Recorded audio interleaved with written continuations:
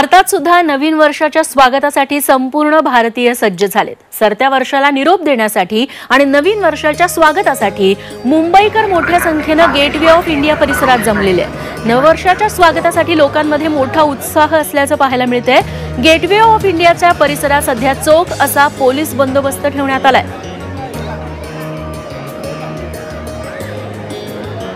आणि थेट जाऊयात आमचे प्रतिनिधी कपिल राऊत यांच्याकडे।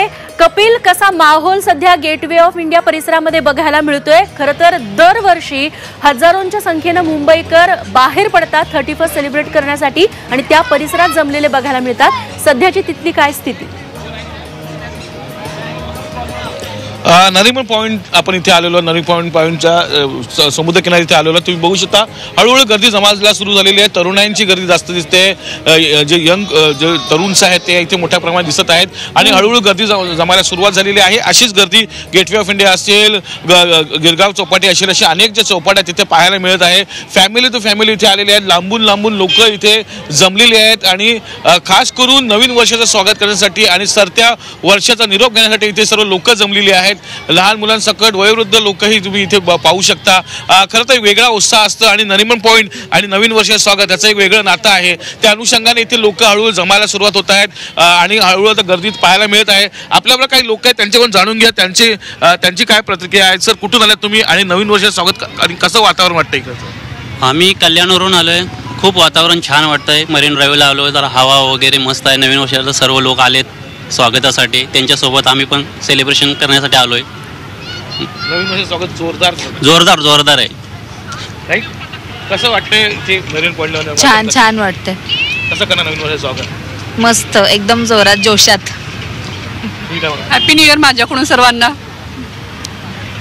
ही कल्याणवरून फॅमिली आलेली आहे आणि कल्याणवरून फॅमिली आलेल्या आहेत आणि ह्या कल्याणवरून फॅमिली स्पेशल नवीन वर्षाचं स्वागत करण्यासाठी ते इथे आलेले आहेत। कारण की नरिमन पॉइंट्स असो, गिरगाव चौपाटी असो, याचा जो माहोल असतो हा वेगळाच माहोल आहे। तुम्ही बघू शकता का सर्वजण इथे तयारीत आहेत। नवीन वर्षाची कधी 12 वाजतात आणि कधी नवीन वर्षाचं स्वागत करतो।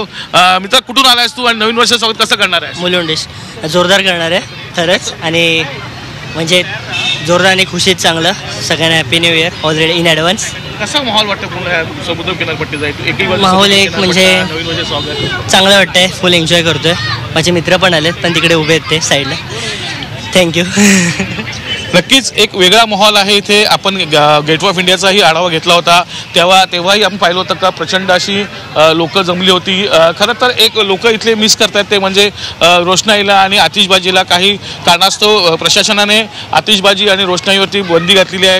या प्रकारे प्रदूषण वाढतं, त्यामुळे फटाक्यांच्या आतिषबाजीला बंदी घातलेली आहे। परंतु लोकांचा उत्साह मात्र इथे जोरदार दिसतोय। लोक प्रचंड प्रमाणात इथे जमलेले आहेत आणि 12 वाजताची प्रतीक्षा करतायत। आत्तापासूनच लोकांनी गर्दी केलेली आहे। अशीच गर्दी गेटवे ऑफ इंडिया असो, अनेक चौपाट्या आहेत मुंबईमध्ये, तिकडे तुम्हाला पाहायला मिळतील, हॉटेल्समध्ये पाहायला मिळतील। खरं तर आज मंगळवार आहे, ऑड डे आहे, तरी पण लोक इथे येऊन हा जो नवीन वर्षाचं स्वागत आहे तो करण्यासाठी इथे पोहोचलेली आहेत। एक वेगळं वातावरण इथे निर्मिती झालेली आहे।